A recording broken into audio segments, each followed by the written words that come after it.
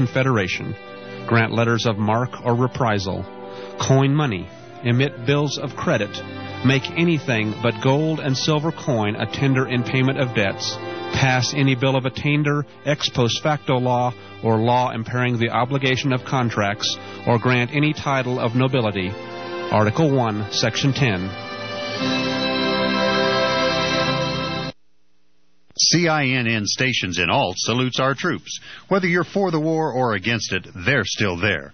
These men and women deserve more than our support. They deserve the comfort of home.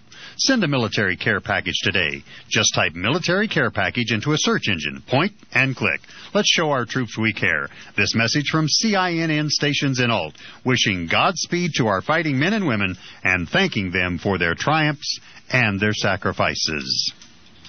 The Beth Messiah Congregation invites you to come and experience a Messianic Roots biblically based congregational fellowship as we observe God's Shabbat in Messiah Yeshua. Praise and worship services begin at 10:30 a.m., followed by an Oneg Shabbat meal mid-Rosh and fellowship. Beth Messiah Congregation is located at 8333 Acoma Way in North Denver. You can find out more information by calling 1-800-205-6245. Everyone's welcome, so join us this Shabbat. And Shabbat Shalom, good Sabbath.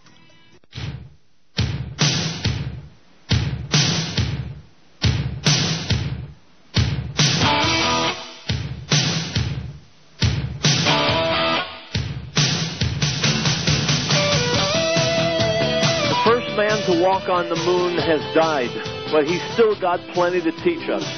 Europe is once again on its way to being Judenrein and a ray of hope. The documentary about how Barack Obama could absolutely wreck the United States of America if he's reelected is number one at the box office. My name is Howard Riell, and this is Riell Truth. You're listening to the American Freedom Network, streaming live around the world at AmericanNewsNet.com and on Facebook and YouTube and Riell TV and in the book Riell Truth, Stay Angry.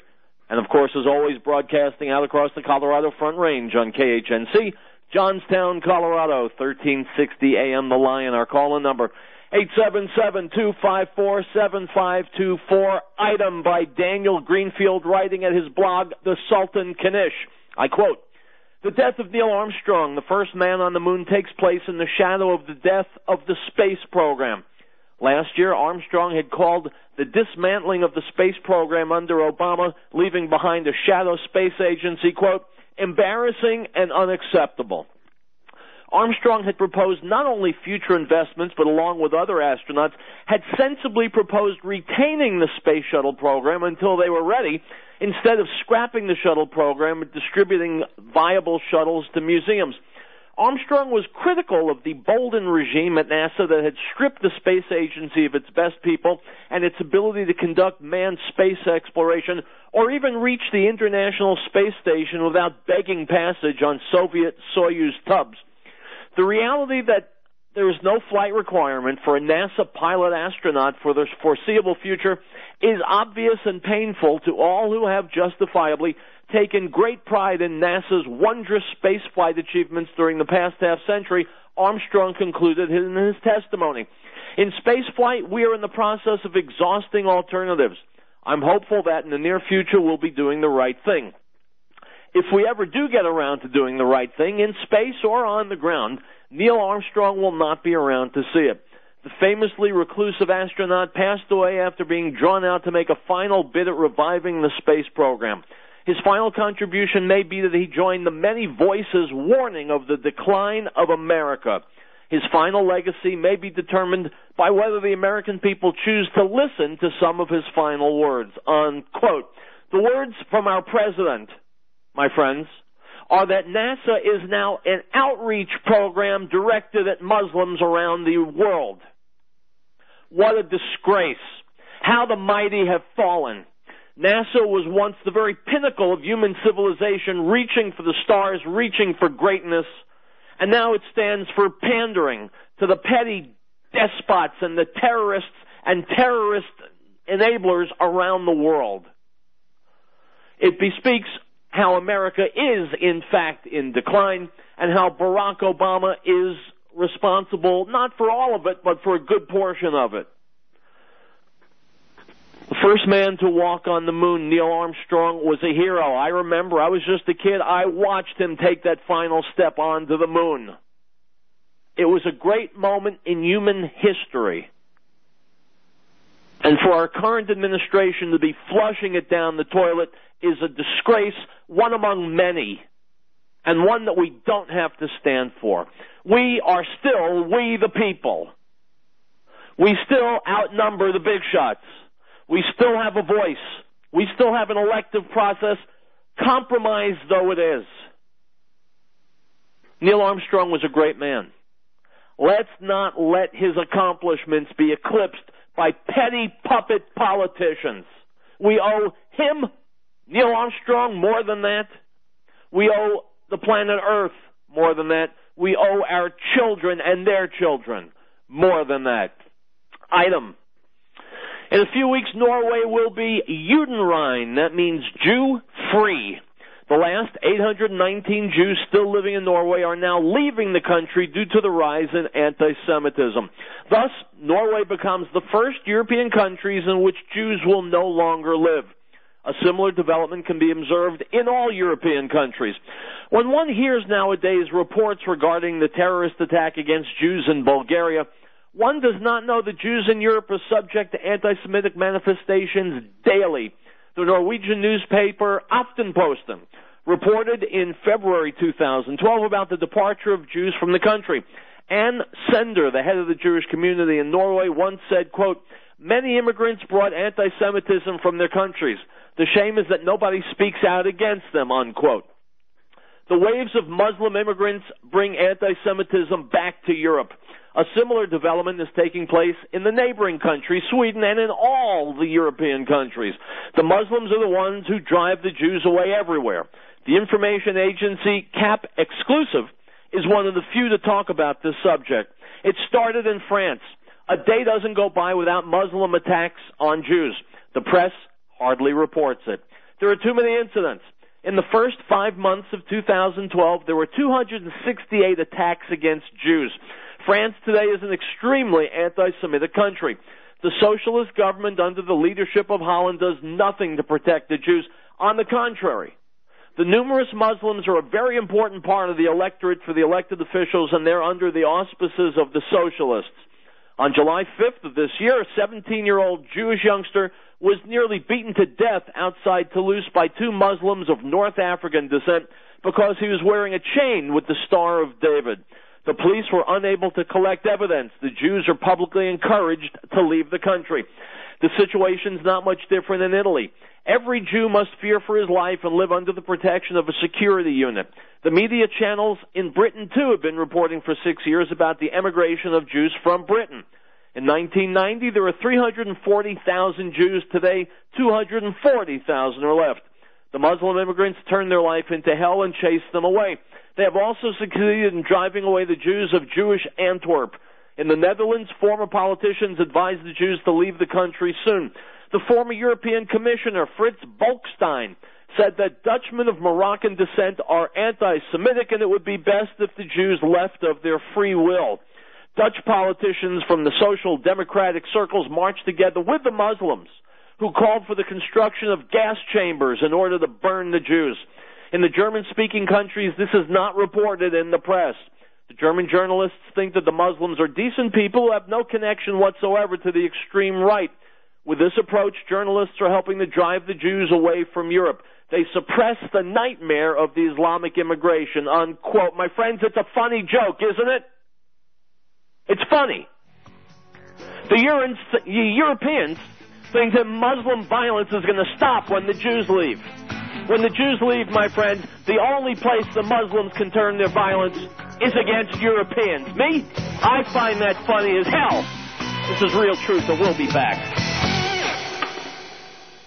And let us consider one another in order to stir up love and good works, not forsaking the assembling of ourselves together, as is the manner of some, but exhorting one another, and so much more as you see the day approaching.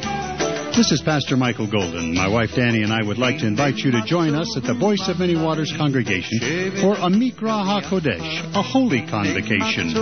Every Saturday, Shabbat, at 1 p.m. at 3J's Christian Coffee House, 21 North Parish Avenue in Johnstown. We'll be having praise and worship, fellowship, Midrash teaching and study time, followed by an oneg. Check out our website at www.voiceofmanywaters.org. That's voiceofmanywaters.org. Or call us at 1-303-522-3562. Let us hold fast the confession of our hope without wavering, for he who promised is faithful. And of his fullness we have all received, and grace for grace. For the law was given through Moses, but grace and truth came through Yeshua HaMashiach, Jesus the Christ. No one has seen God at any time. The only begotten Son, who is in the bosom of the Father, he has declared him. The Gospel of John, chapter 1, verse 16.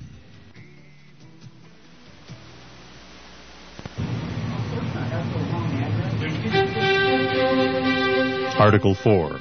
The right of the people to be secure in their persons, houses, papers, and effects against unreasonable searches and seizures shall not be violated, and no warrant shall be issued but upon probable cause, supported by oath or affirmation, and particularly describing the places to be searched and the persons or things to be seized.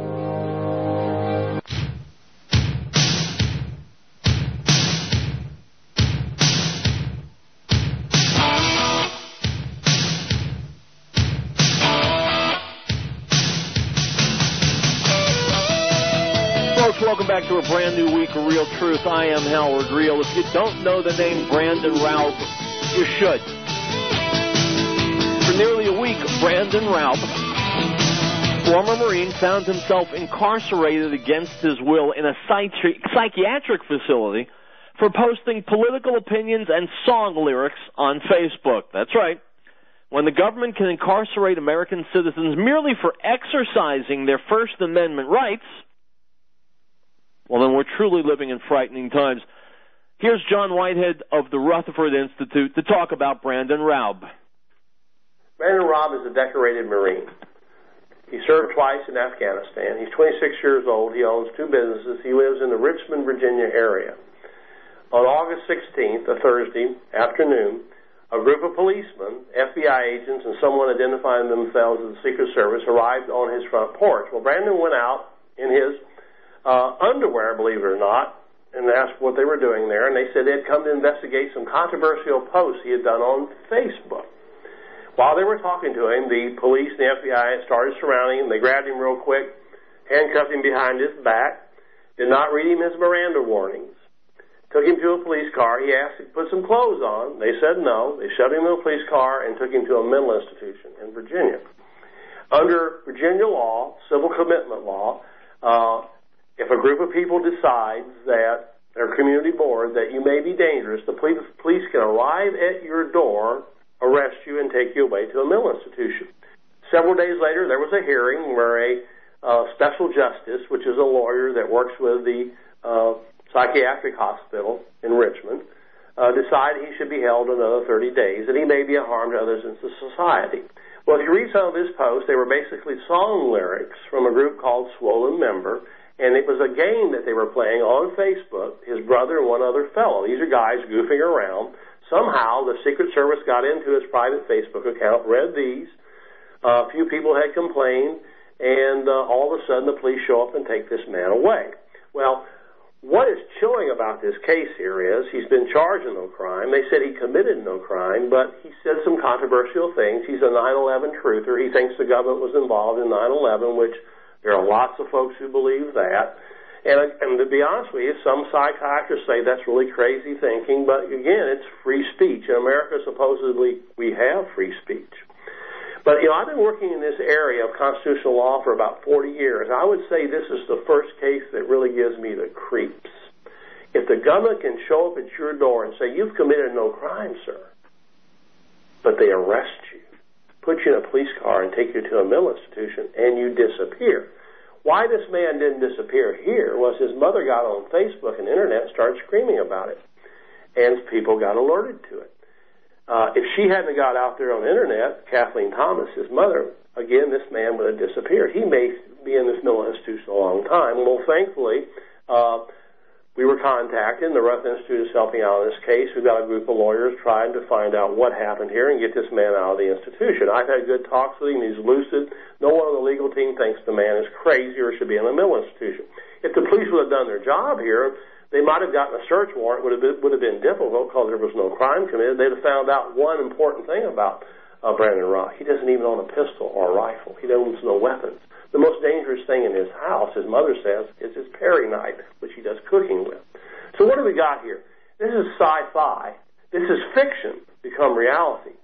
This is like the movie Minority Report. This is pre-crime. The government's trying to predict crime, which means that the same thing that happened in Minority Report with John Anderson in that movie. He's innocent, but they have to pick up innocent people to supposedly find the criminals. Like I said, this case gives me the creeps. I'm really worried about the future of this country. If the police can arrive at your door and say, sir, you've committed no crime, but they arrest you and take you away to a psychiatric hospital, does this remind you of the old Soviet Union or Nazi Germany? It does me.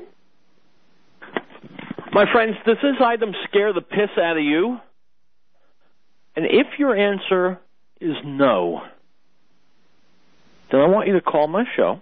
Right now, I'm on the air live, 877-254-7524, and please explain to me why you are not frightened to your very bone marrow by this item. As John Whitehead just said, this guy committed no crime, hasn't been charged with a crime, and yet he was taken away and put in a mental institution. If that doesn't frighten you, my friends, you better check your pulse, because maybe no one told you. You might already be dead. You better be frightened. Item from Deadline.com. The shocker among all the films was Rocky Mountain Pictures' political documentary 2016, Obama's America, which opened July 13th in very limited release and expanded into theaters across America this weekend. It wound up in 4th place Friday and 8th place for the weekend. That's stunning, because it was playing in 2/3 fewer theaters across North America than the other wider-release films. Due to its hot pre-sales, the pick proved front-loaded, which explains why its ranking started out number 1 and then fell steeply by the end of Sunday. But the documentary's new about $9 million box office of $9 million makes it the number 1 all-time biggest grossing conservative political documentary, topping Expelled, No Intelligence Allowed, and the 6th all-time biggest political documentary behind liberal documentaries by Michael Moore and Al Gore. 2016, Obama's America is based on conservative author and commentator Dinesh D'Souza's New York Times best-selling 2000 book, The Roots of Obama's Rage, and co-directed by D'Souza and John Sullivan, and produced by Academy Award winner Gerald Molen, who is the co-producer of Schindler's List. In fact, Molen credits learning some lessons from Michael Moore from the film. Quote, when he released Fahrenheit 9/11 in 2004 ahead of the election, it sparked intense debate, unquote. And 2016, Obama's America success comes from equally savvy marketing on the eve of the Republican National Convention. Exhibitors were reporting busloads arriving at theaters around the country in pre-organized trips to the picture. It also employed much of the same marketing techniques used to garner attention and support for faith-based films, understandable since the audience is overlapping. Its campaign included advertising nationally over the past 2 weeks on talk radio and cable news channels, including Fox News Channel, A&E, History, and MSNBC. I didn't believe it when I first saw the film taking off in pre-sales on Tuesday, an exhibition insider tells me, because that's not a lot of new product that's taking off, unquote. My friends, in case you missed it, the name of the documentary is 2016, Obama's America. It attempts to answer the question, what will America look like in 2016 if Barack Obama is reelected? What was the last movie you're aware of that had busloads of people coming to see it? That tells me something, tells me two things. Number one, it tells me that Barack Obama is a very, very dangerous man. Number two, it tells me that an awful lot of people care about the future of this country and the condition of this country. It tells me people are communicating with each other. They're concerned. They're worried.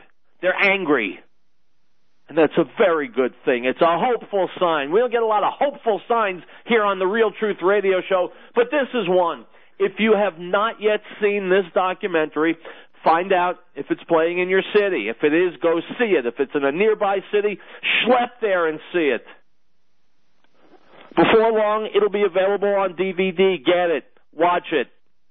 You people post such things on the internet. I have no idea how you do that. That might not be a bad idea. Share the DVD. Talk to people. Write about it. Get the word out. We're not trying to save an Academy Award for the people who made this film. We're trying to save the United States of America and, by extension, the planet Earth. Item from FrontPageMag.com. One simply has to watch the words of the leaders in the Middle East to understand why there won't be peace anytime soon. Quote, Jerusalem is a Muslim and Christian city, and there will be neither peace nor security until the Israeli settlements and settlers leave the city. Palestinian President Mahmoud Abbas said on Tuesday, stop, Mr. Abbas, explain to me. If the Jewish quote-unquote occupation is the problem, if the Jews' handling of the Palestinians is a problem, if that's what gets your ire up, then you must explain to me. The Arab pogroms against Jews in the 1920s and the 30s, and so-called Palestinian leaders sitting at the elbow of Adolf Hitler in the 40s. Explain to me how Jewish occupation of Jerusalem caused the pogroms of the 20s and 30s. Or Muslim violence against Jews and Christians dating back 14 centuries. I'm listening, Mr. Abbas. Folks, don't be taken in by his lies. Palestinians are known worldwide as consummate liars, and Mahmoud Abbas is the head of them. What pisses Muslims off is the fact that there are non-Muslims on the planet. Don't fall for the garbage that's coming out of the PA. I'm not sure why we're reporting anything that Mahmoud Abbas has to say. The man is a terrorist and a supporter of terror. Who cares what he has to say? If he's uncomfortable with Jews and Palestinians living shoulder to shoulder, great. He and I are on the same team. The Palestinians will go. Where will they go? I couldn't care less. Couldn't care less. They can go to Jordan. They can go to Syria. They can go to hell. Item, back to John Whitehead from the Rutherford Institute. His think piece this week, the headline, The Prisoner, I am not a number, I am a free man. Let me preface this by telling you many, many months ago, Patrick McGowan passed away, maybe as much as a year or more ago. And I talked about it on this show. Patrick McGowan was the producer and at times the director and always the star of a TV show that appeared on American TV back in 1967 called The Prisoner. It was all about freedom, liberty, the individual versus the state. If you have never seen The Prisoner, I think a couple of years ago they tried to remake it, and of course, like most remakes, it sucked. You can find The Prisoner on DVD. You can find it on the internet. If you are concerned with freedom, if you're concerned with liberty, with human dignity, watch this show. Yes, it's fiction. Yes, it's a spy story, but what Patrick McGowan did in creating this show and producing it and starring in it, he created a lesson. He created a mashal, a parable about man's role in society and society's role in the world. Now, we're about to hit a commercial, so I'm not going to start on John Whitehead's piece. I'll do that when we come back. It's important that people hear it. In the meantime, let me jump to this from thehill.com. The Federal Communications Commission, FCC, is eyeing a proposal to tax broadband internet service. The move would funnel money to the Connect America Fund, a subsidy the agency created last year to expand internet access. The FCC issued a request for comments on the proposal in April. Dozens of companies and trade associations have weighed in, but the issue has largely flown under the public's radar. Unquote. Not anymore. One of the government, the powers that be, wants to control the Internet. Why? Because the Internet is free and the government just can't stand it. You and I are free to express our opinions and gain information on the Internet, and it's like a chip of wood in the government's eye. And so they are moving to censor the Internet, to control the Internet, and to tax the Internet, all of which would take the Internet away, and certainly Internet freedom away from the people of the world. We cannot allow it. Item from the Jerusalem Post. When I received an email that a little girl with Down syndrome was arrested and jailed in Pakistan, my stomach felt like it had been kicked. Rimsha is from the Christian village of Maharabad in Islamabad. She was severely beaten by local Muslims before being arrested. She's reported to be in very bad shape and has bruises on her face and hands. Other Christians and their homes were attacked in an ultimatum issued by the mullahs for Christians to leave the area. More than 600 Christians have now fled. BBC reports. Rimsha was allegedly throwing away rubbish that included burned Islamic religious texts. Whether this is true or not is beside the point. The question is, how could the local imam incite his Muslim followers to beat up a special needs child and threaten to set her on fire? My friends, if you're outraged, just think for a second. What if it was your daughter? We'll be back.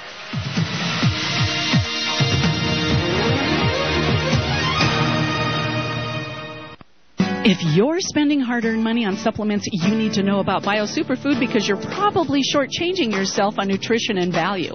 If you're buying products claiming to provide DNA protection from radiation, you're getting ripped off by inferior copycat products because there's no other product developed or researched like BioSuperfood.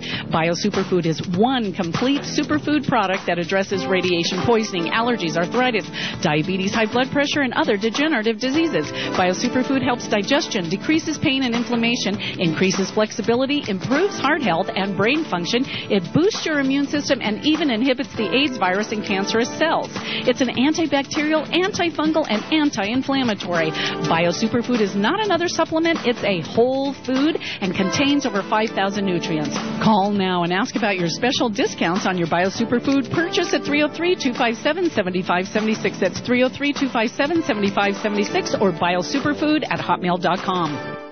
11 years ago, when my uncle started the Patriot Trading Group, gas was 75 cents a gallon. We were running an alleged budget surplus, and the total national debt was $5 trillion, and the government was forecasting the debt would be eliminated by 2010. And I thought my uncle was a wacko with tinfoil on his head. Well, I owned tech stocks, certain to become a millionaire before the millennium rolled over. Since then, the debt has doubled, jobs are heading overseas, and 100,000 people have joined Eric with tinfoil on their heads. I'm Joe Jaquin, Vice President for the Patriot Trading Group, and as gold and silver have doubled and even tripled during the first 11 years, the issues facing this country over the next 11 years look far worse. Call the Patriot Trading Group at 800-951-0592. We offer all forms of gold, silver, platinum, and palladium, shipped and delivered at the most competitive prices in the country. Call us, 800-951-0592, or check out our website at allamericangold.com. And remember, you don't need to have tinfoil to own gold and silver. He was in the world, and the world was made through him, and the world did not know him. He came to his own, and his own did not receive him. But as many as received him, to them he gave the right to become children of God, to those who believe in his name, who were born not of blood, nor of the will of the flesh, nor of the will of man, but of God. The Gospel of John, chapter 1, verse 10 through 13.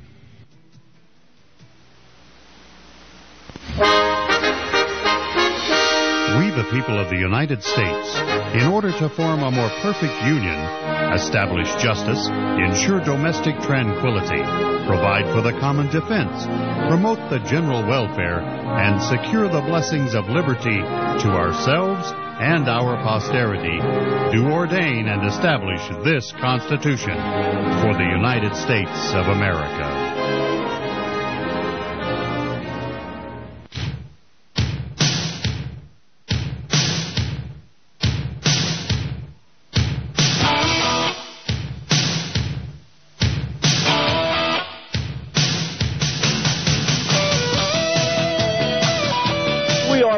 my friends, maybe some of the things I say you don't believe, because after all, who the hell is Howard Riell? And I can't argue with you. Who the hell is Howard Riell?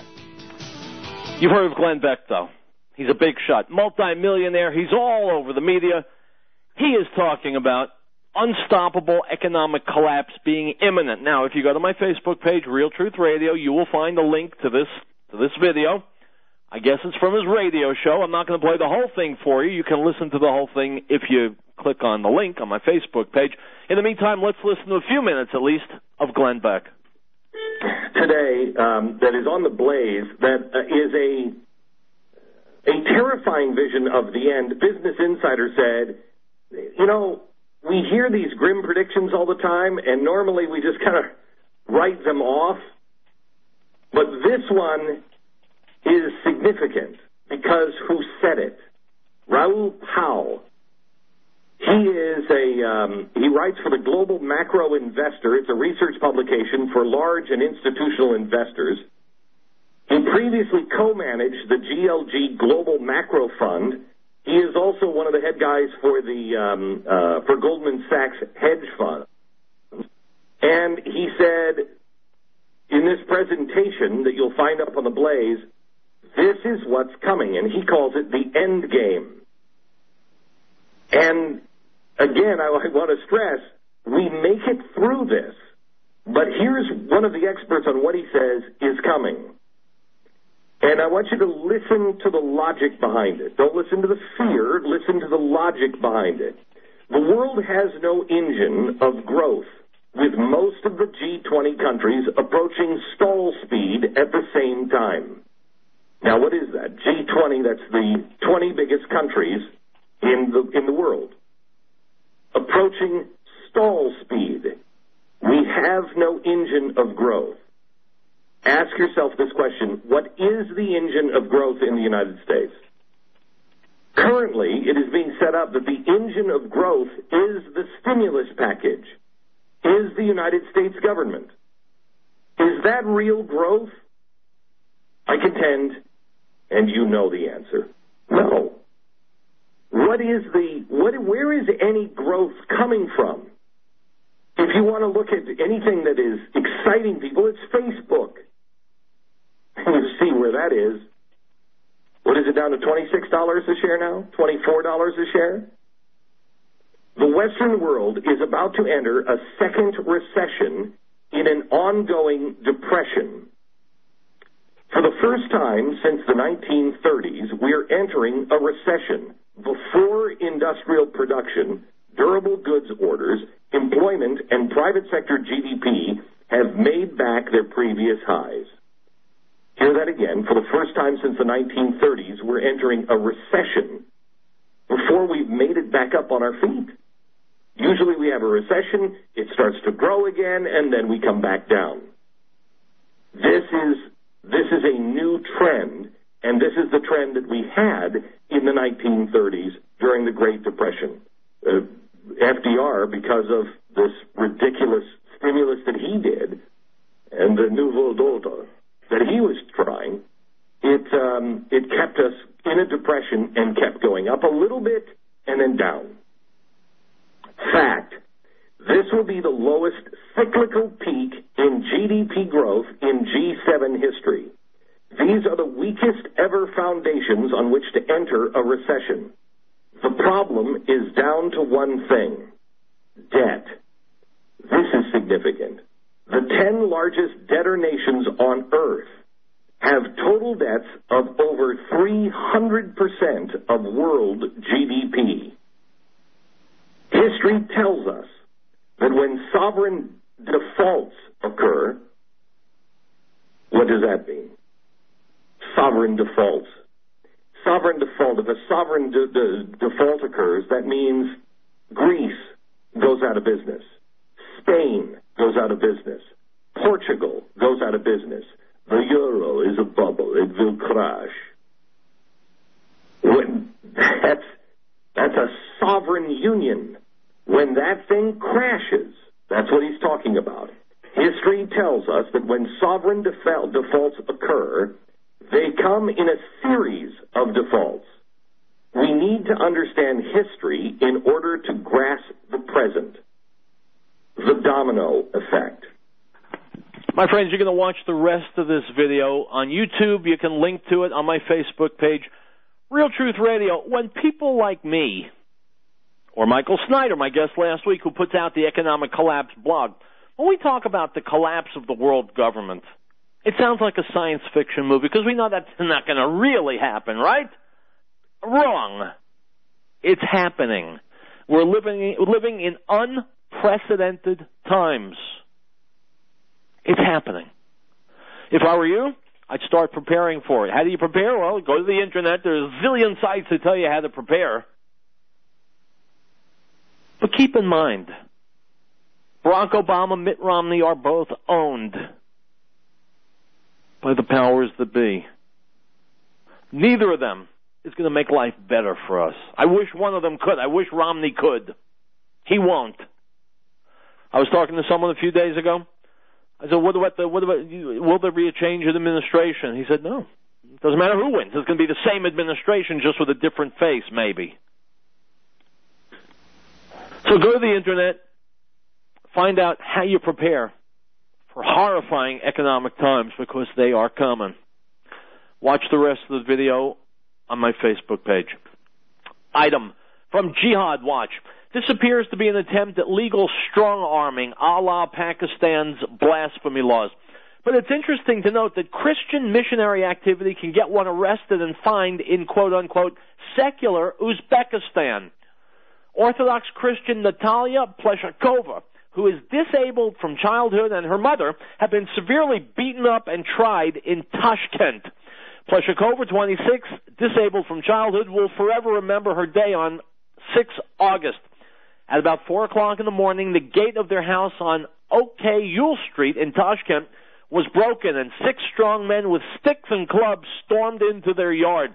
Natalia, who's on crutches, walked towards them, hardly managing to cover herself. When she asked, "Who are you?" she received the first blow, and she was dragged to the kitchen. What did the police look for? What did 6 huge men who turned the house upside down need? One of them looked for house documents, while others collected icons, Bibles, religious calendars, and prayer books. All this happened under the very eyes of a beat officer who filmed everything on his mobile phone, trying to catch Natalia or her mother, Valentina Semenovna, avoid hits or answer curses and insults. Natalia, in handcuffs, manages to sneak into a room to make calls to police and an Orthodox church. When they saw her do that, they seized her phone and beat her up again. All this had lasted for 4 hours when a Damas minibus arrived with several officers with assault rifles in camouflage uniforms and balaclavas.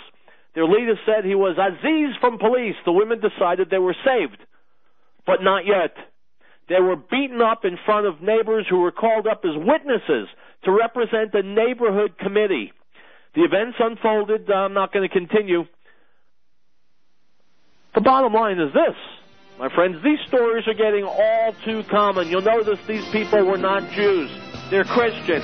If you're Jewish or Christian, you had better be afraid. We'll be back.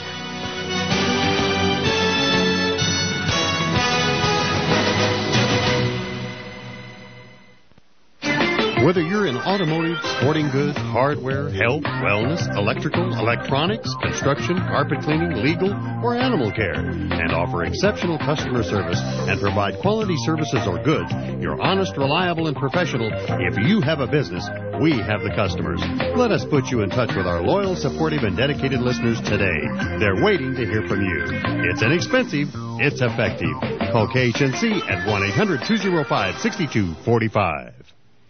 Hear the shofar blasts? Come and join the Beth Messiah congregation as they celebrate Rosh Hashanah, the Feast of Trumpets, Yom Teruah, Monday, September the 17th at 5 p.m. at E.V. Rains Park in North Glen in the Blue Spruce and Ponderosa Pavilions. Special speaker will be Dr. Lance Thomas. Praise and worship music with the Mendez family. Bring a delicious food dish to share. Call 1-800-205-6245 for more information. See you September the 17th. And the Lord spoke to Moses, saying, Speak to the children of Israel, and say to them, The feasts of the Lord, which you shall proclaim to be holy convocations, these are my feasts. 6 days shall work be done, but the 7th day is a Sabbath of solemn rest, a holy convocation. You shall do no work on it. It is the Sabbath of the Lord in all your dwellings. Leviticus chapter 23, verse 1 through 3. If the IRS has turned your life upside down, Ameristar Tax Centers has a free, no-obligation consultation just for you. With proven experience, our former IRS agents are licensed to contact the IRS immediately for you, stop the collection activity, and get you instant help to relieve you from this burden. We guarantee not to charge you a penny unless we can help. So call for free information now. 800-519-6297. 800-519-6297. 800-519-6297.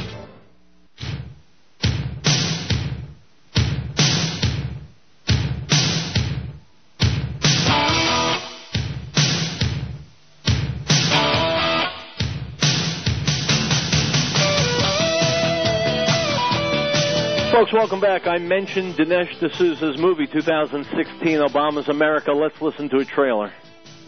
Obama comes out of the milieu in which the state of Israel is seen as a horrible entity.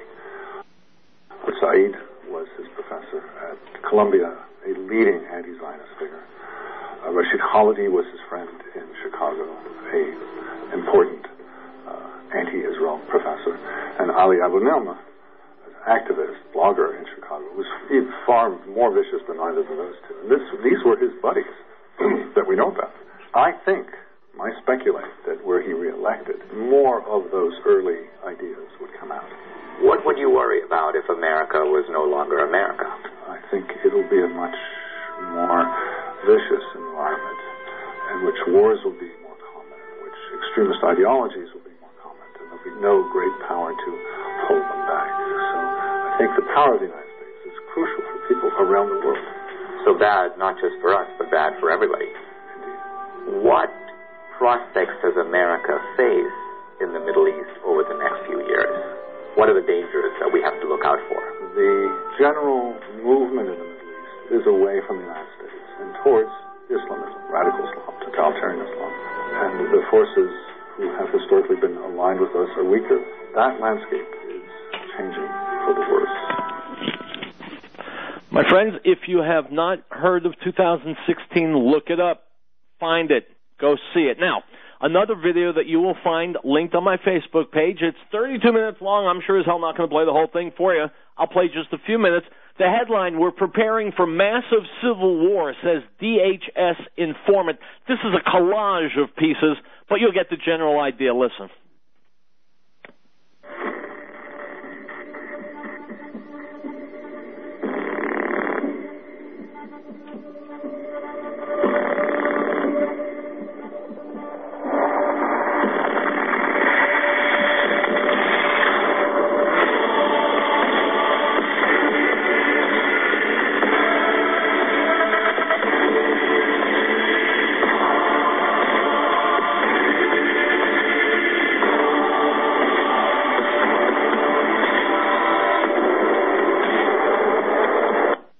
In fearful times. Most of you today are not afraid of big crime or big business or big labor. Rather, most of us are most afraid of big government.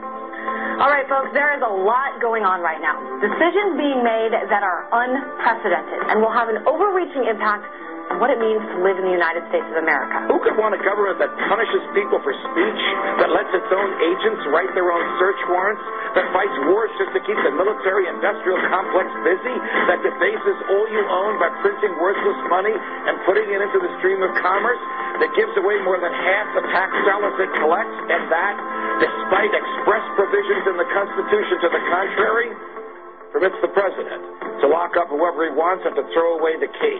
The president saying he can secretly kill Americans and have bags put over our heads and have us thrown into black vans and disappear forever. Or look at the TSA and the airports groping people. Look at the drones in our skies. Look at Army checkpoints now, the end of Posse Comitatus. You see the president signing legislation to charge people with felonies if they protest at national security events. You know, people ask, is this martial law? Yes, we've been under a soft form of martial law with secret arrest, warrantless spying, protesters getting beaten up, all of these type of things going on for a long, long time. Now they're telling us torture's good, Secret arrest of citizens is good. The government taking over infrastructure is good. They don't deny all this stuff that we warn people about forever being real now. Ron Wyden and Mark Udall of Colorado, two Democratic senators, came out today and said, hey, you know what? We know things you don't because we're on an intelligence committee, and Americans would be, quote, stunned to find out how the American government is applying the Patriot Act. Documents just released indicate police departments across the country do track cell phones without bothering to get any permission from a court. After reviewing 6,500 pages of records, the ACLU says police agencies, large and small, often obtain cell phone data without court permission. If the government wants it, it needs a search warrant. If it gets it without a search warrant, it has committed a crime. A crime. Obtaining a warrant can slow down that process. Oh, it's going to slow the process down if we have to ask for authorization. If there's a judge, can we search authorized dollar cell phone records to find a missing person? Call me. A cell phone warrant usually took me about 15 minutes. Once you've written one, you've written all of them. You know, warrants are in our Constitution. You need to get a warrant before you search or seize anything. But apparently the Constitution no longer applies. Indeed. The Constitution no longer applies. How's that, my friends? My fellow Americans? The Constitution no longer applies. Find this video on my Facebook page, watch it, share it. Now, back to John Whitehead writing about The Prisoner. He writes the following. What Orwell feared were those who would ban books. What Huxley feared was that there would be no reason to ban a book, for there would be no one who wanted to read one. Orwell feared those who would deprive us of information. Huxley feared those who would give us so much that we'd be reduced to passivity and egoism. Orwell feared that we'd become a captive audience. Huxley feared the truth would be drowned in a sea of irrelevance.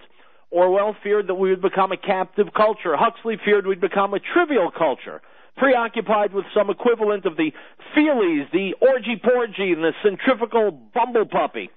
As Huxley remarked in Brave New World Revisited, the civil libertarians and rationalists who are ever on the alert to oppose tyranny, quote, fail to take into account man's almost infinite appetite for distractions, unquote. In Brave New World, they are controlled by inflicting pleasure. In short, Orwell feared that what we hate would ruin us. Huxley feared that what we love will ruin us. That comes from Neil Postman from Amusing Ourselves to Death. Now here is what Whitehead says, quote, thus goes the strain of thought in two of the great prophetic minds of literature, not so much opposed in their rationale as intertwined like the serpentine strands of DNA. The relevance of Aldous Huxley and George Orwell lies in their fears, which in recent years have been actualized at an accelerated pace. Like the automatons of Orwell's 1984, our glazed eyes have melted into the television screen. Recent statistics, for example, indicate that approximately 1 in 7, or 42 million Americans, cannot read a newspaper or even the instructions on a pillbox. If people cannot read, or if they simply will not, the safeguard of a democracy, an educated and informed citizenry, is in peril.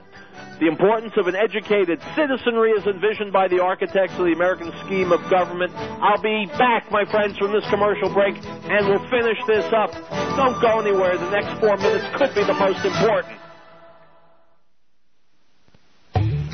The Lord brings the counsel of the nations to nothing. He makes the plans of the peoples of no effect.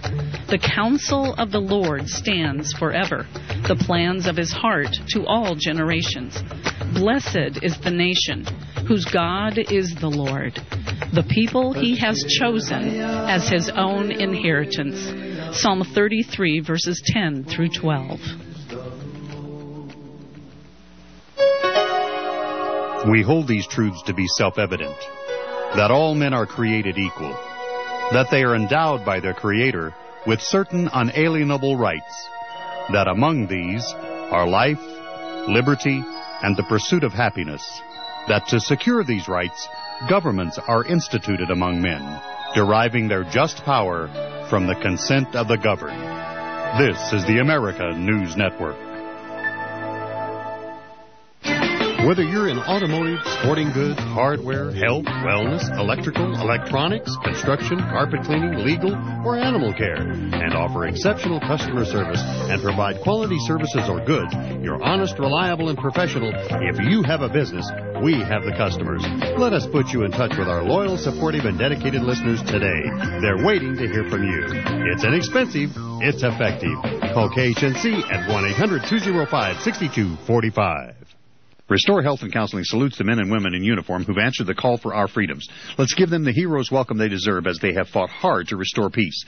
America's troops are our angels of protection, so stand up and salute them proudly. That's from Restore Health and Counseling at 4705 Paris Street, serving Northeast Denver with complete substance abuse counseling for adolescents to adult and for private as well as professional drug, alcohol screening and treatment and rehabilitation. Visit us at www.rhctherapy.com or call 303-373-1188.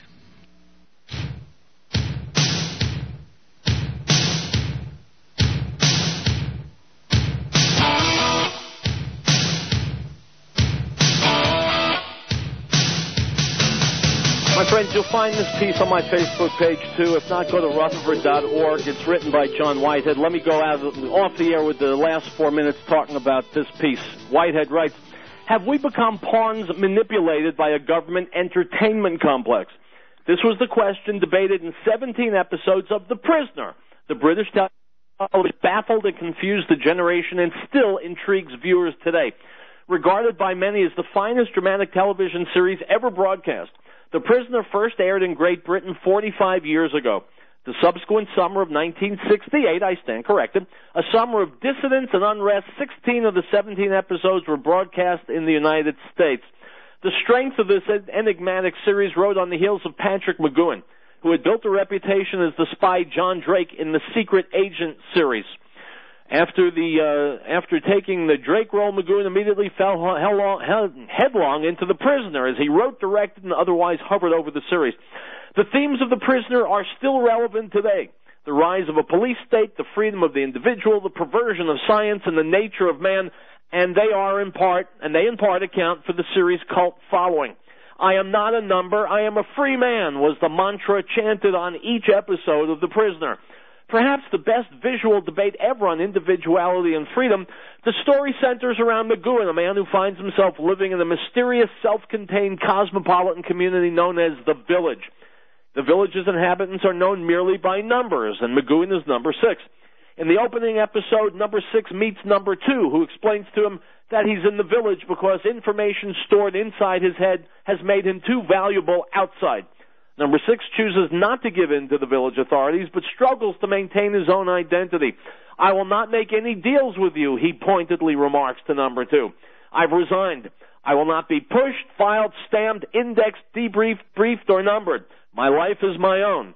Thus, number 6 remains a prisoner, although his captivity is spent in an idyllic setting with parks and green fields, recreational activities, and even a butler. Number 6 seeks to preserve his individuality as a free man as he tries to escape from the village or learn the identity of number 1, the person presumed to run the village. But number 6 is watched continually by surveillance cameras and other devices, and his escapes are thwarted by an ominous white balloon-like sphere known as the Rover. Although esoteric, the prisoner was McGoohan's vehicle for translating some very definite viewpoints to the screen. As he stated in a 1982 interview, quote, "It was about the most evil human being, human essence, and that is ourselves. It is within each of us. That is the most dangerous thing on the earth, what is within us. So therefore, that's what I made number 1, oneself, an image of oneself which he's trying to beat. The most pernicious element of this evil essence is the domination and annihilation of individuality and freedom, which are essential to human nature. Thus, initially, the struggle for freedom is against oneself." My friends, this is a longer piece. Please go to Rutherford.org and read it. You'll find it linked on my Facebook page. Yes, the bad guys are bad guys, and the big shots and the elitists and the bankers, they're all bad guys. But you know what? Look in. Look inward. If you are not actively opposing them, if you're not standing up for your rights, if you're not angry as hell and refusing to take it anymore, then number 1 is you. You.